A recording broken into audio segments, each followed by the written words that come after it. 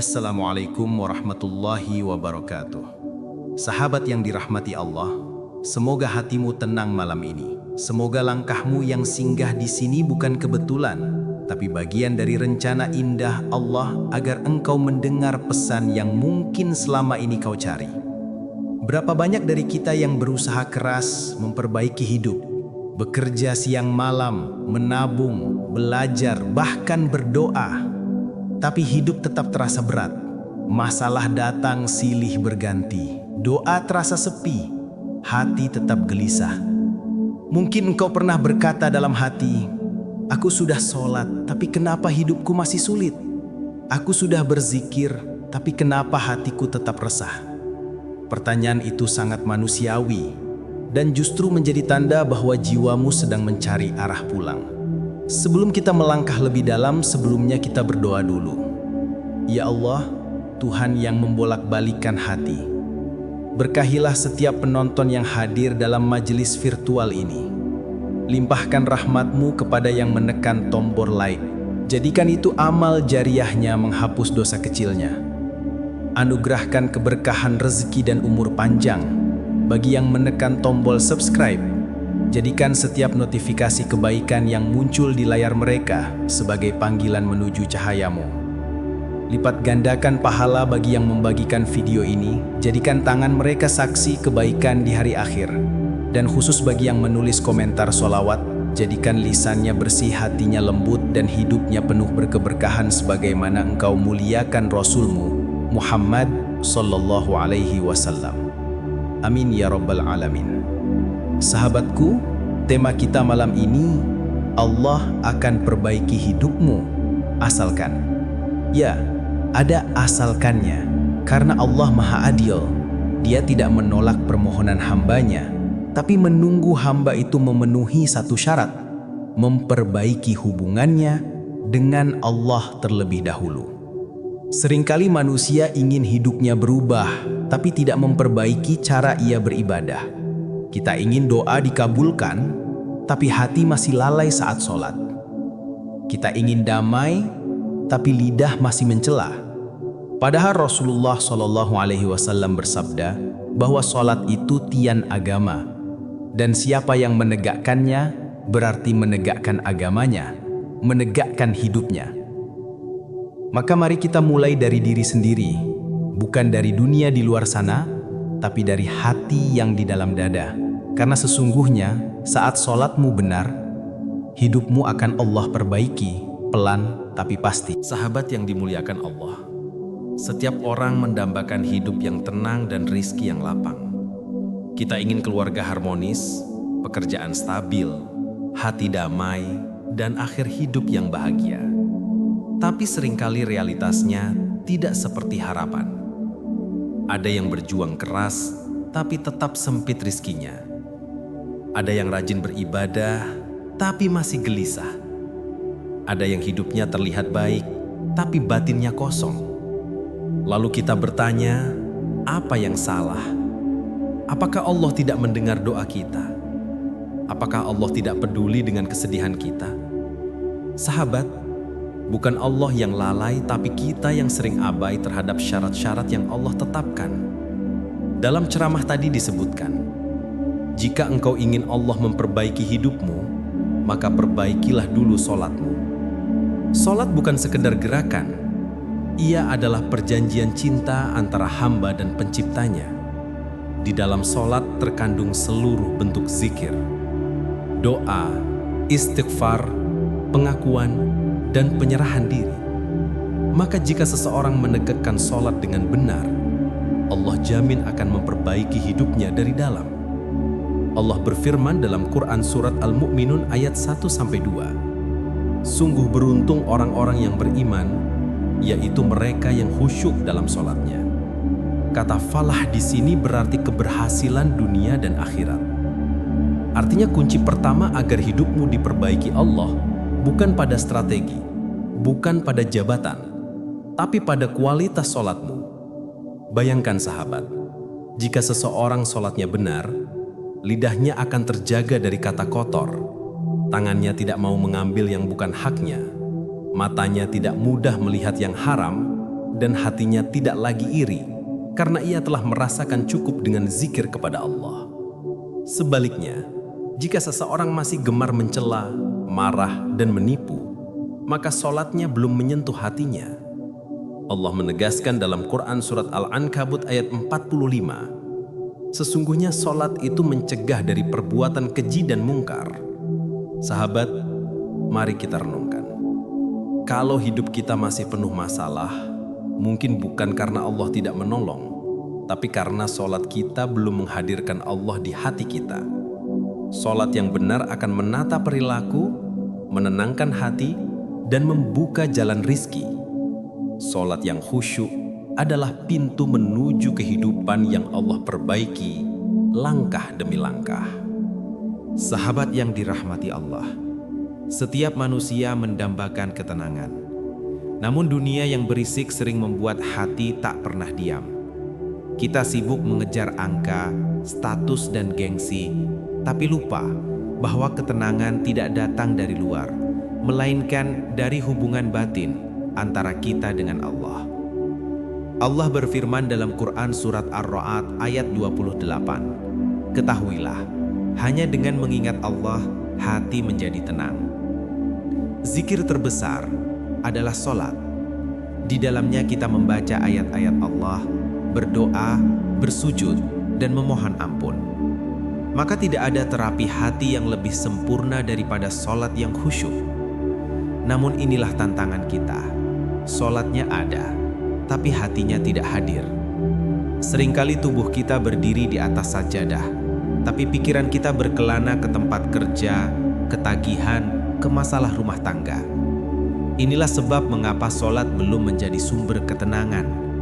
Padahal orang yang khusyuk dalam sholatnya bukan hanya mendapat pahala, tapi juga kedamaian batin dan kemudahan rezeki. Lihatlah janji Allah dalam Quran surat At-Tolak ayat 2-3. Barang siapa bertakwa kepada Allah, niscaya Dia akan memberikan jalan keluar baginya dan memberinya rezeki dari arah yang tidak disangka-sangka. Sahabat, bertakwa itu dimulai dari menegakkan sholat, karena sholat adalah tanda ketaatan tertinggi. Semakin kuat hubunganmu dengan Allah, semakin mudah urusan hidupmu. Bahkan sebelum kamu meminta, Allah sudah memperhatikanmu, sebagaimana seorang majikan yang menyayangi pekerjanya yang setia. Banyak kisah menunjukkan keajaiban sholat. Dikisahkan seorang sahabat Nabi yang fakir. Setiap malam, ia tidak pernah luput dari sholat tahajud. Ia tidak meminta harta, hanya ketenangan. Tapi dari ketenangan itu, Allah bukakan jalan rizki yang tak disangka-sangka. Datangnya bantuan, peluang, bahkan orang-orang yang mengulurkan tangan tanpa diminta. Itulah rahasia yang sama. Allah memperbaiki hidup seseorang dimulai dari hatinya yang khusyuk. Sahabat, bila hatimu gelisah, langkah pertama bukan memperbanyak keluhan, tapi perbanyak sujud. Masuklah ke masjid, ambil wudhu, kenakan pakaian terbaikmu, lalu katakan dalam hatimu, "Ya Allah, mungkin inilah sholat terakhirku. Jadikanlah aku hamba yang Engkau pandang dengan kasih." Maka lihatlah bagaimana ketenangan itu akan turun perlahan, menembus dada dan menenangkan jiwamu. Sahabat yang dimuliakan Allah, banyak orang berharap Allah memperbaiki hidupnya, namun sedikit yang sungguh-sungguh memperbaiki sholatnya. Padahal perubahan sejati dimulai dari sajadah, bukan dari seminar motivasi, bukan dari kata-kata penyemangat, tapi dari ruku dan sujud yang penuh kesadaran. Rasulullah Shallallahu Alaihi Wasallam bersabda bahwa sholat adalah tiang agama, dan barang siapa menegakkannya, maka tegaklah agamanya, dan jika ia merobohkannya, robohlah seluruh bangunan hidupnya. Itulah sebabnya dalam ceramah yang kita renungkan, pembicara menegaskan, kalau hidupmu masih sempit, kalau hatimu masih gelisah, kalau rizkimu seret, boleh jadi bukan karena engkau kurang pintar, tapi karena sholatmu belum berkualitas. Mari kita jujur, Berapa banyak dari kita yang sholat hanya sekadar kewajiban, bukan pertemuan dengan Allah? Berapa kali kita membaca Al-Fatihah tanpa mengerti maknanya? Berapa kali kita ruku tanpa rasa tunduk dan sujud tanpa rasa berserah? Khusyuk tidak datang tiba-tiba. Ia lahir dari rasa sadar bahwa kita sedang berdiri di hadapan Allah, dan bisa jadi itulah sholat terakhir dalam hidup kita. Maka sebelum sholat, bersiaplah seperti hendak bertemu kekasih agung.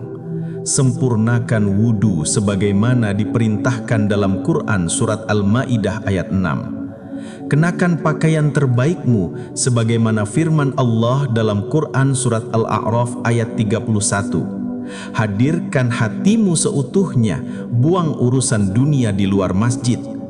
Inilah rahasia orang-orang solih terdahulu. Mereka menjadikan sholat bukan beban, tapi tempat bernaung.